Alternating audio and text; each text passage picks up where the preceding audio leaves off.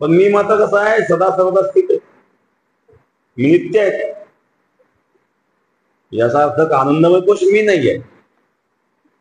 मग त्याच्यामध्ये जो थोडाफार आनंद जाणवला तो आत्म्याचा आनंद येतो, तो प्रतिबिंबित झालेला आहे. आणि आनंदमय कोश हा आनंद जो आहे, मूळ आनंद हा बिंबरूप आहे. मग प्रतिबिंबाचा नाश झाला म्हणजे बिंबाचा नाश होतो काही नाही. बिंबाचा त्याच्या प्रतिबिंबाचा काही संबंध नाही. म्हणून आनंद जो आनंद आहे तो नित्य आहे, खरा आनंद नित्य आहे. आणि जो भासला तो या नित्य आनंदाचेच त्या ठिकाणी काय भासलं, प्रतिबिंब भासलं, औपाधीमुळे अनुभवाला होतो. वास्तविक तो नित्य आनंदच आहे. जसं स्फटिकाच्या ठिकाणी तांबडा रंग अनुभवाला येतो, वास्तविक स्फटिकाच्या तांबड्या रंगाचा काही संबंध नाही. तांबड्या रंगावर स्फटिक ठेवला तर स्फटिक तांबडा दिसतो, तांबडा नाहीये, तांबडा भासतोय तो. म्हणजे तो स्फटिकाच्या ठिकाणी भासणारा तांबडा रंग कोणाचा आहे, तो तुझा फुलाचा आहे किंवा जो काही रंग असेल तो रंग तिथं भासला म्हणजे तो प्रतिबिंबित झाला. तसा आनंद आत्म्याचाच आहे, आनंद नित्य आहे, आत्मा नित्य आहे, परंतु हा त्या ठिकाणी प्रतिबिंबित झाला. प्रियादी शब्दांनी त्याचं वर्णन केलेलं आहे. मी ते आनंदमय कोशापासून कसा आहे, भिन्न आहे.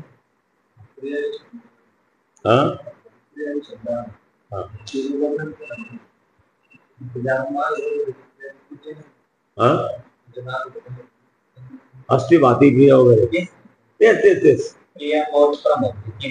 हा प्रिय मग तेच तेच प्रियादी शब्द. त्यापासून त्यांनी काय सांगितलं, प्रियादी शब्दांचं आपण वर्णन केलेलं आहे. असा तो आनंदमय कोश, तो आनंदमय कोश म्हटले त्याला. प्रियमोद प्रमोद प्रियादी शब्द.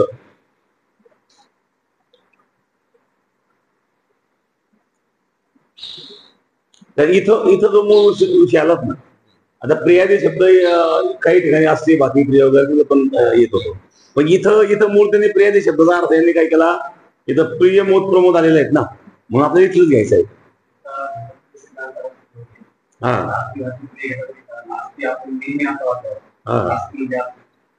भाती म्हणजे ते नाही, पण इथं त्यांनी प्रिय प्रमोद दिलं असल्यामुळं आपल्या इथं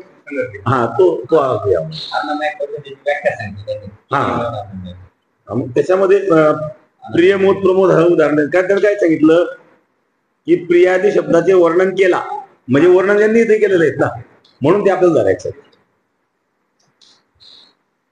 आता पंचकोशच अनुभवात येतात, याहून कोणी भिन्न आत्मा अनुभवास येत नाही, म्हणून आत्मा याहून भिन्न आहे असा निश्चय कसा होईल.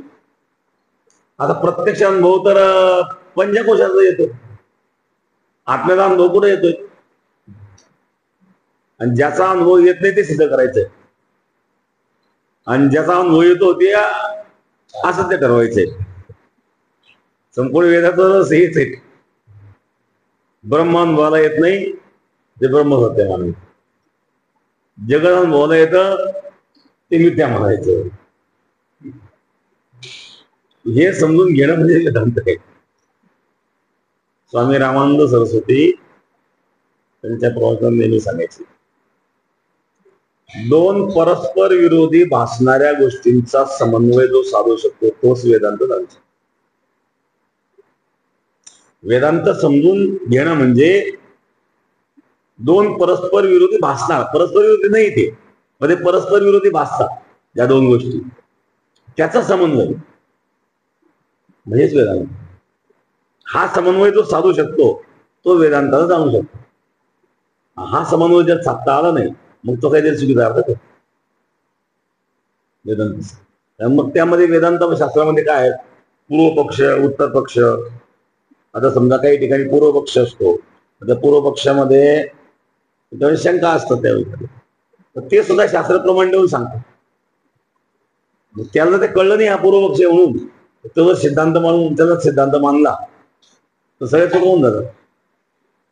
किंवा त्याच्यामध्ये एखाद्या मध्यस्थाचं मत आलेलं असतं, तो मध्यस्थी एक मत मांडतो, हे सगळे मतं मांडलेले आहेत आणि त्या मतातून निष्पन्न होतं मग सिद्धांत मत मांडलेलं असतं. सिद्धांत समजून घेणं महत्वाचं.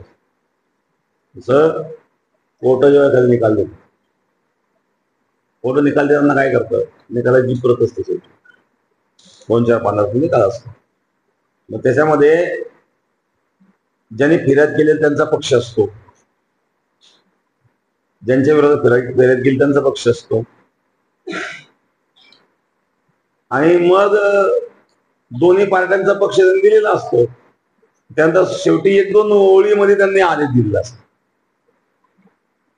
1-2 ओळी जर आपल्या लक्षात नाही आल्या आदेशाच्या, तर मग दोघांची मतं त्या ठिकाणी दिलेले आहेत ना, मग ते कोर्टच बोललेले आहेत ना. मग आपण काय म्हणू, बघ कोर्ट काय सांगतो. त्यांनी स्वतःचं मत नाही, स्वतःचं मत खुदपुढे 2 मुली नाही, त्यांनी जे मत मांडलेलं आहे ते त्या दोन्ही पक्षांचं मत मांडलेलं आहे. म्हणजे कोर्टाचं मत नाहीये, कोर्टाच्या मुखातून जरी आलेलं असतं. जसं रामचरितमानस मध्ये काही लोक एका चौपाईवर आक्षेप घेतात ना, ढोल गवार शूद्रपशु नारी सबतारांचे अधिकारी. उत्तर भारतामध्ये या चौपाईवर बऱ्याच चर्चा होत्या. तुळशीदास महाराज शूद्र नारी यांच्या विरोध होते वगैरे असे शब्द वापरतात. वास्तविक ते शब्द तुळशीदास महाराजांचेच नाहीये. कारण तुळशीदास महाराजांनी रामायणामध्ये सांगताना तो प्रसंग कोणता आहे, सागराचा आणि रामाचा संवाद.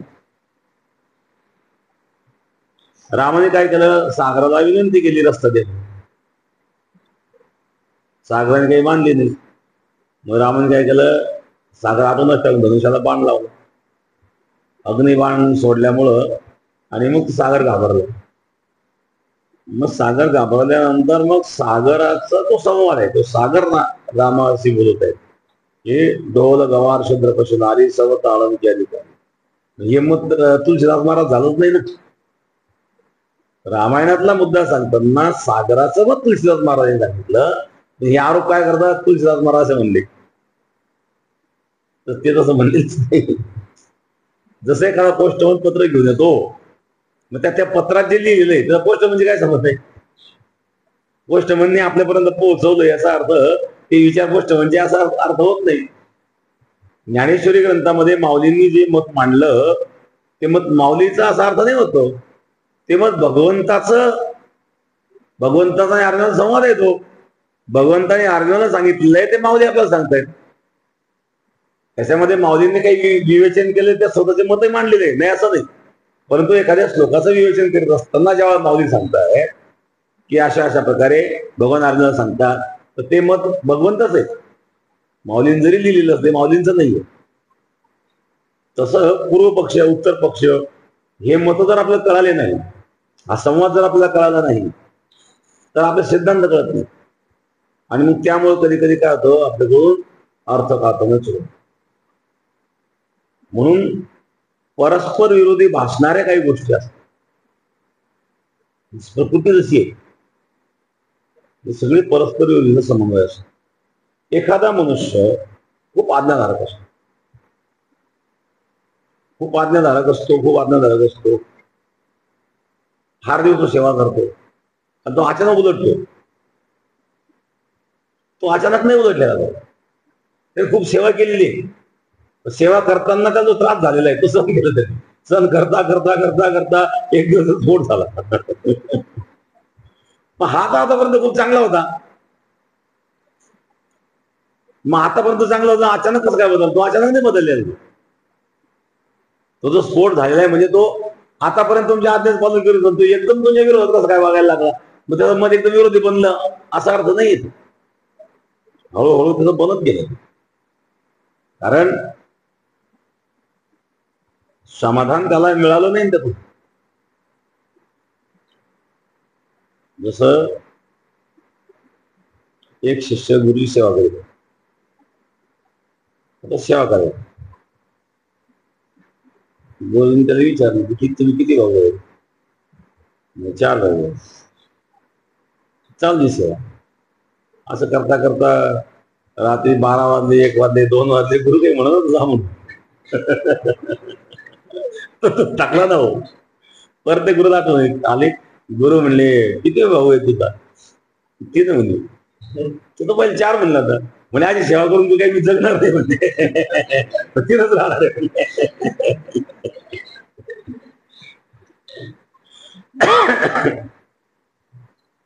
म्हणजे तो ज्यावेळेला विरोधात जातो, तो विरोधात जाण्याचे काही कारण काय असतात की आपल्याला ते लक्षात येत नाही की ज्यावेळेला आपण एखाद्याकडून सेवा घेतोय, परंतु त्याच्यावर त्याचा काय परिणाम होतो याचा विचार नाही केला, तर तो एक दिवस काय करणार आहे, तो सेवा करताना दिसतोय, परंतु तो सेवा करता करता एक दिवस तो विरुद्ध दिसत जातो. म्हणजे दिसताना परस्पर विरुद्ध दिसत आहे, तो परस्पर विरोधी नाहीये ते. आणि परस्पर विरोधींचा समन्वय म्हणजेच प्रकृती आहे. या प्रकृतीमध्ये बघा, पाणी पाणी म्हणजे काय? H2O, बरोबर आहे ना?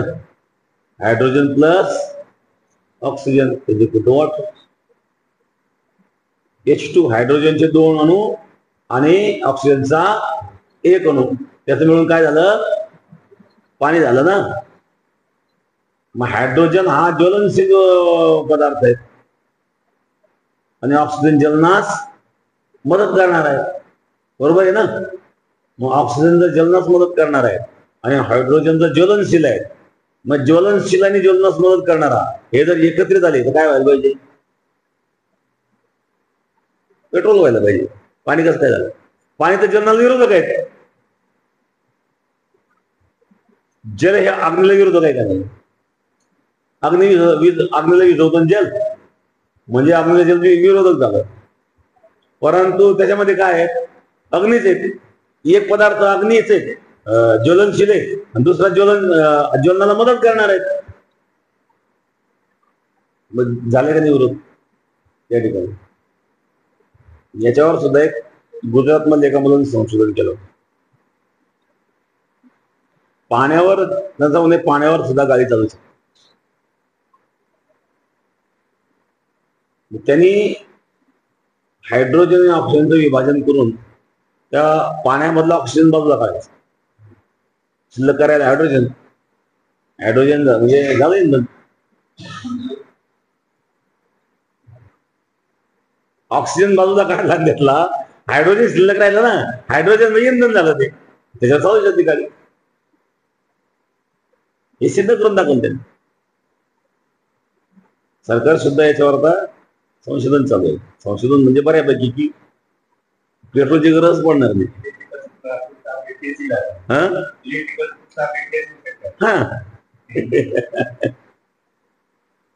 किंवा आता जैविक हायड्रोजनचं सुद्धा गडकरींनी त्यांच्या काय भाषणात सांगितलं होतं. माझ्याकडे मर्सिडीज गाडी आहे, त्यांनी जैविक हायड्रोजन तयार केलं. 1 लिटर हायड्रोजन मध्ये 400 किलोमीटर जाते मर्सिडीज, आणि 1 लिटर हायड्रोजन तयार करायला 70 रुपये खर्च येतो. म्हणजे हे सगळं संशोधन जर काय इंधनाचा विषयच राहणार नाही पुढे पैसे. पुन्हा त्याचं प्रदूषण नाही. तर पाणी तर मग समुद्रात पाणीच पाणी येत ना. समुद्रात पाणी तर काय आठ संपू शकत नाही, किती वापरा. याच्यामध्ये ही प्रकृती येते. अग्नीपासून जलाची उत्पत्ती झाली, मग ते जल तर अग्नीला विझवतो. म्हणजे या समाजामध्ये, या प्रकृतीमध्ये परस्पर विरोधी ज्या गोष्टी दिसतात, या परस्पर विरोधीचा समन्वय म्हणजे प्रकृती. आणि वेदांत हे सुद्धा असंच आहे. परस्पर विरोधीचा समन्वय जो साधू शकतो त्यालाच वेदांत समजतो. जसं ब्रह्म आणि जगत याचा विचार केला तर मग जगत दिसतंय, अनुभवाला येत आहे, तरी तर सत्य मानायचं नाही. ब्रह्माचा कुठलाच अनुभव येत नाही, ते सत्य. म्हणजे हा प्रश्न सुद्धा यांनी असाच केलाय ना. खरा अनुभव तर पंचकोशाचा येतो, आत्म्याचा अनुभव तर येतच नाही. मग पंचकोशच अनुभवास येतात, याहून कोणी भिन्न आत्मा अनुभवास येत नाही. मग आत्मा याहून भिन्न आहे असा निश्चय कसा होईल? वरील पंचकोशच अनुभवात येतात, येऊन भिन्न आत्मा अनुभवास येत नाही हे खरे. तथापि ज्या अनुभवाने पंचकोश जाणले जातात त्या अनुभवास कोण विचारण करील, त्या अनुभवास कोण निवारण करील. म्हणजे आता हा अनुभव आहे, हा कशामुळे आला, आत्म्यामुळे आला ना. कोणीही निवारण करू शकत नाही. म्हणून पंचकोशाचा अनुभव घेणारा जो आत्मा चैतन्य तो पंचकोशावर भिन्न आहे. कारण पंचकोशाचा जरी अनुभव येतो, या अनुभवाचं निवारण करणारा कोण, अनुभव समजून घेणारा कोण आहे, तो त्या अनुभवापासून वेगळा आहेत ना, त्या वस्तूपासून तो वेगळा आहेत ना. तो जरी प्रत्ययाला येत नसला, तो जरी अनुभवाला येत नसला, तरी अनुभव घेणारा तो आहे. जसं स्वतःला विचारसागरामध्ये उदाहरण आलेलं आहे. 10 जण प्रवास केले नावेली, प्रवास केले ते मोजावणे सगळे आले, ते 9च भरायचे. प्रत्येक जण मोजायचे 9च भरायचे. मग एक गेला कुठं आणि कोण गेला, मग आपले सगळे दिसत आहेत, याच्यात कमी तर कोणी दिसत नाही. मग भरताना 9च भरतायत, ते लागले राहायला मी एक गेला कुठं. मग तिसरा माणूस झाला, तुम्ही काय रडतायत, त्याच्यात आमच्यातला एक माणूस गेला, कुठे गेला, मग आमचे 9 हा बाबा दोन मोजून दाखव. त्याने 9 मोजले आणि 10 बाजूला करून दाखवला, हा 10 आहे, पुढं कोण कमी झालं. मग यांच्याकडून तुम्ही का भरत होते, हे स्वतः सोडून देत होती.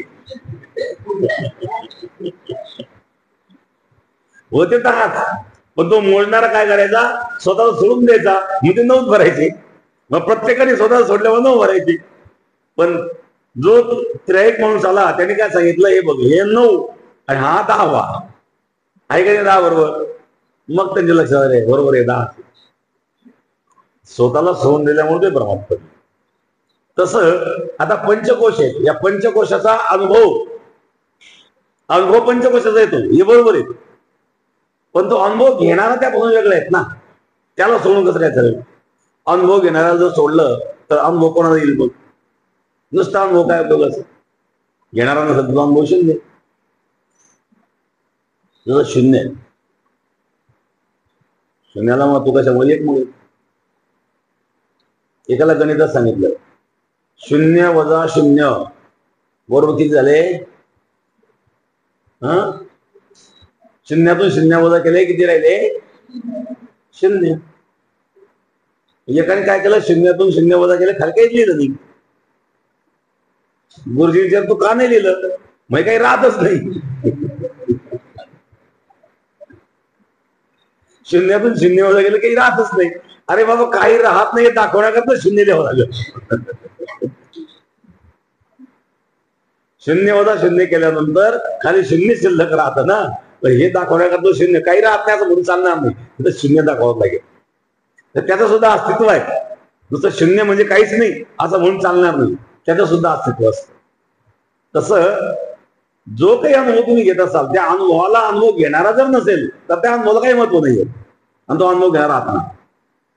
आणि म्हणून त्याचा अनुभव जरी येत नसेल, स्वतःचा अनुभव स्वतःला जरी येत नसेल, तरी तो मात्र त्यापासून वेगळा आहे. म्हणून या ठिकाणी आत्माच जो आहे तो सत्य आहे, आणि आत्मा या पंचकोशापासून भिन्न आहे. पंचकोश म्हणजे आत्मा नाही आहे. म्हणजे हे कशा करता एवढं सगळं समजून सांगितलं की आपण संसारामध्ये ज्या वेळेला आसक्त होतो, तर आसक्त का होतो, तर अज्ञानामुळे होतो. या जगताला आपण आपला मानतो, हा माझा मित्र, तो माझा शत्रू. मग मित्राबद्दल वेगळे भाव, शत्रूबद्दल वेगळे भाव. मी त्यावरून वेगळा आहे, त्याचा माझा काय. मित्र तो शत्रुत्व हे अनुकूलते प्रतिकूलतेच्या दृष्टिकोनातून आपले निर्माण झाले ना. अनुकूल आहे म्हणून तो मित्र झाला, प्रतिकूल म्हणून तो शत्रू झाला.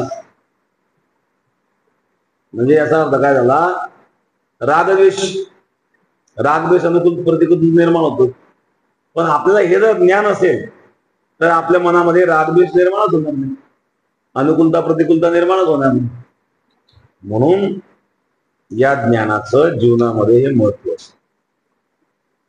तो द्रष्टा म्हणून राहतो. जसं भागवतामध्ये भगवान दत्तात्रयांच्या 24 गुरुमध्ये शेन पक्षाचं उदाहरण. शेन पक्षी काय करतो, एक मांसाचा तुकडा घेऊन उडत असतो, त्याच्या पाठीमागे अनेक पक्षी लागतात. पण तुम्ही या पक्ष्यांचं काय बिघडवलं, त्यांचा मला काय संबंध बिघडवलं, माझ्या मागाला लागले. त्याची चूक लक्ष झाली की हे माझ्या मागे नाही लागले, हे माझ्या चोशीमध्ये मांस आहे त्याच्याकरता आले माझ्या मागे. तो पक्षी काय करतो, त्या चोशीतलं मांस सोडून देतो. जे पक्षी त्याच्या मागे लागले होते ते त्याला सोडून देतात. जिथं तो तुकडा पळतो तिथं मारामाऱ्या करायला लागतात, ते भांड्या करायला लागतात. मग हा काय करतो, डोळ्याने पादमा आणून घेतो. बघा हे दुःखाचं कारण होतं. तसं संसारामध्ये दुःखाचं कारण कोणतं आहे? दुःखाचं आपण का दुःख बघतो? संसाराला माझं म्हणतोय म्हणून ते दुःख आहे. माझं म्हणलं की दुःख आलं. त्या माझं म्हणलं की त्याच्या सगळ्या जबाबदाऱ्या त्याच्याकडे आल्या, त्याच्या भोवती आल्या. आणि म्हणून मी याच्यापासून वेगळा आहे. परंतु मधून मधून काय होतं, जन्मजन्मांतरापासून आपल्याला संसाराच्या आसक्ती संस्कार लागलेले. त्याच्यामुळं जरी अशा प्रकारचे विचार मनामध्ये आले तरी पण पुन्हा मनुष्य त्याच्यामध्ये अधिक शिरतो. म्हणून सतत सतत सतत सतत सतत सतत या विषयाचं चिंतन करून करून करून करून हळूहळू याची काय करावं लागेल, दृढता करावं लागेल. आणि दृढता झाल्यानंतर मग द्रष्टा म्हणून जेव्हा आपण जगाकडे पाहतो त्यावेळेला आपल्याला त्याचा आनंद मिळतो. कारण ते सुखदुःखाला जबाबदार आपण राहतच नाही. मी त्यापासून वेगळा आहे याचं स्वतः स्मरण असणं गरजेचं आहे. याचं कधीही विस्मरण होता कामा नये. आणि याचं विस्मरण होतं कारण पूर्वजन्मीपासून आपल्यामध्ये संस्कार सगळे संसाराचे आहेत. आणि म्हणून रागद्वेष नाही. म्हणून असे स्त्री निर्माण झाल्यानंतर मग तो एखाद्याला शिव्या देताना जरी दिसला, एखाद्याची भांडताना जरी दिसला, तर भांडण्याचा उद्देश तो नाही, त्याला काही कर्तव्य म्हणून काही गोष्टी करायचं. पण त्याच्या मनामध्ये हा भाव त्याने ठेवला पाहिजे की मी यापासून गेला. हा भाव त्याचा कधीच संपला नाही पाहिजे. नाटकामध्ये ज्याप्रमाणे त्या नटाला माहिती हे मी नाहीये, तो एकाने वाघाचं कापड केलं, वाघाचं कातळ वगैरे डरकाऱ्या मारल्या, उभे वाघ एखाद दगड मारला त्या वाघाला, त्याला भानच नाही राहिलं. तो म्हणले काय वाघ म्हणजे दगड मारित असेल.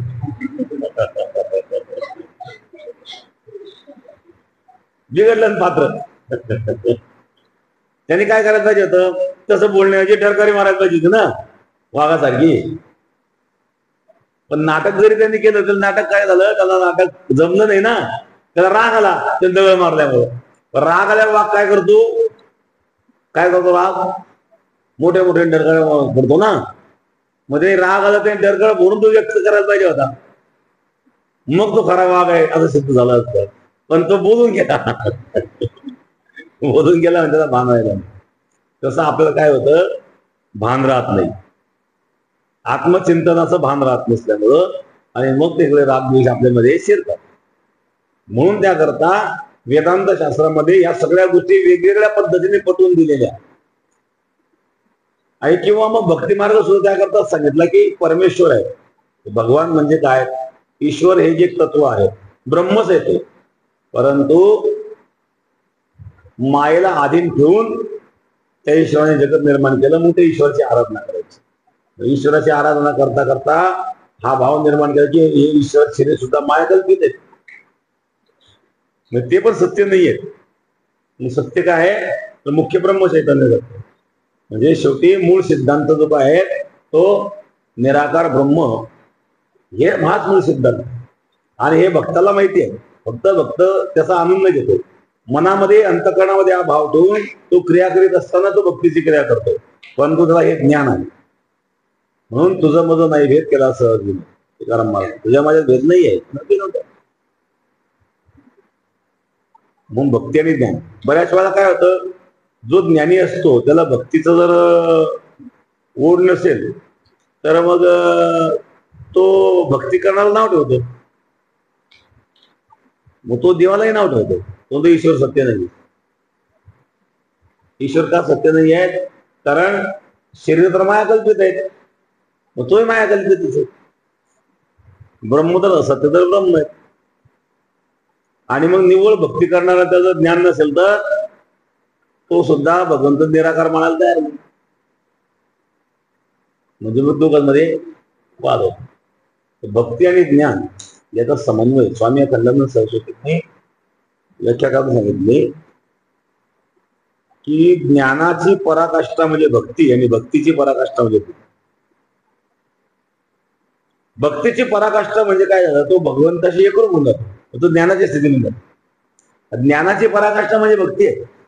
कारण जे जे ज्ञान आहेत आपल्याला झालं ते जर भक्तियुक्त नसेल तर ते कोरडं ज्ञान आहे, त्यामध्ये आनंद नाही मिळणार. म्हणून भक्ती आणि ज्ञान याचा समन्वय. कारण भगवंताने उद्धवाला का पाठवलं? उद्धव ज्ञानी होता. गोपिंकडे का पाठवलं? गोपिंकडे पाठवण्याचं कारण आहे की ज्ञानाला भक्तीची गोळी लागावी. भक्ती ज्ञान याच्यामध्ये विरोध नाहीये, भक्ती ज्ञानामध्ये समन्वय आहे. तो समन्वय साधण्याकरता आणि वेदांत शास्त्र हे सांगतायत. जसं भक्ती ज्ञान अज्ञानामुळे वेगवेगळं वाटतं, तर संसार आणि ब्रह्म अज्ञानामुळे वेगवेगळं वाटतं. तो सिद्धांत त्या ठिकाणी येतो. आणि म्हणून हे अज्ञान घालवण्याकरता हे मी नाहीये याच मनामध्ये दृढ भाव निर्माण घ्या.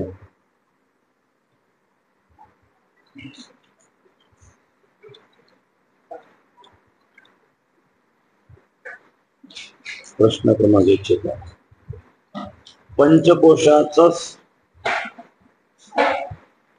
पंचकोशच अनुभवास येतात. पंचकोशच अनुभवास येतात, याहून कोणी भिन्न आत्मा अनुभवास येत नाही. पंचकोशच अनुभवास येतात, याहून कोणी भिन्न आत्मा अनुभवास येत नाही. म्हणून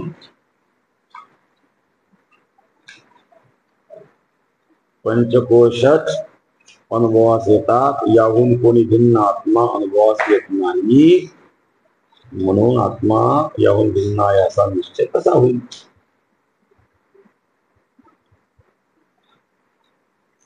पंचकोशच अनुभवास येतात, याहून कोणी भिन्न आत्मा अनुभवास येत नाही.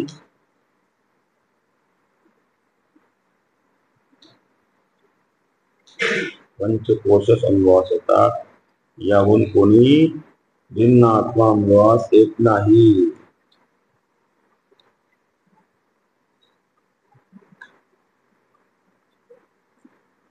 म्हणून आत्मा याहून भिन्न आहे असा निश्चय कसा होईल?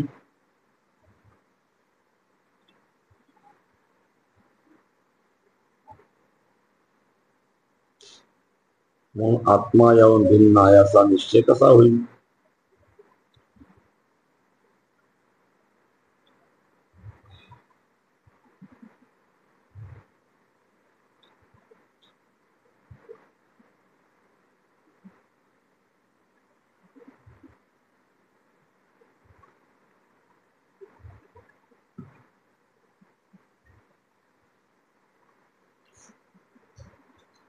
उत्तर: जरी पंचकोशच अनुभवात येतात, जरी पंचकोशच अनुभवास येतात, याहून भिन्न आत्मा अनुभवास येत नाही हे खरे.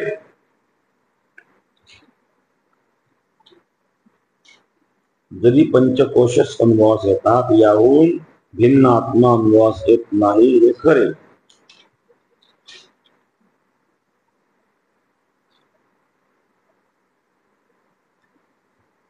जरी पंचकोशच अनुभवास येतात, याहून भिन्न आत्मा अनुभवास येत नाही खरे. तथापि ज्या अनुभवाने हे पंचकोश जाणले जातात, तथापि ज्या अनुभवाने हे पंचकोश जाणले जातात,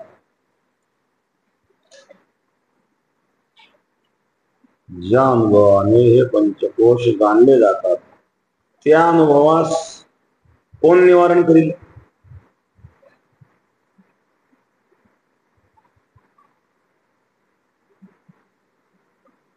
त्या अनुभवास कोण निवारण करेल? प्रश्नचिन्ह.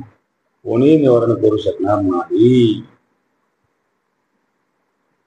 त्या अनुभवास कोण निवारण करील? कोणीही निवारण करू शकणार नाही. म्हणून पंचकोशाचा अनुभव देणारा जो आत्मा चैतन्य तो पंचकोशाहून भिन्न आहे.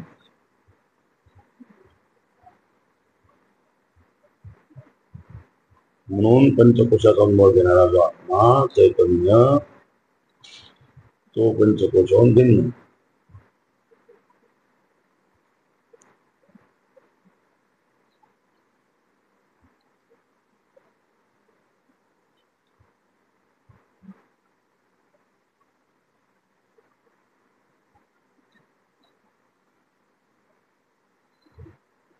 म्हणून पंचकोशाचा अनुभव घेणारा जो आत्मा चैतन्य तो पंचकोशाहून भिन्न.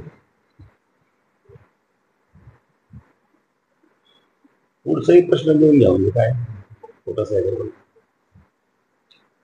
हे झालं का? प्रश्न 106. आत्मा कसा आहे? आत्मा सच्चिदानंद रूप आहे.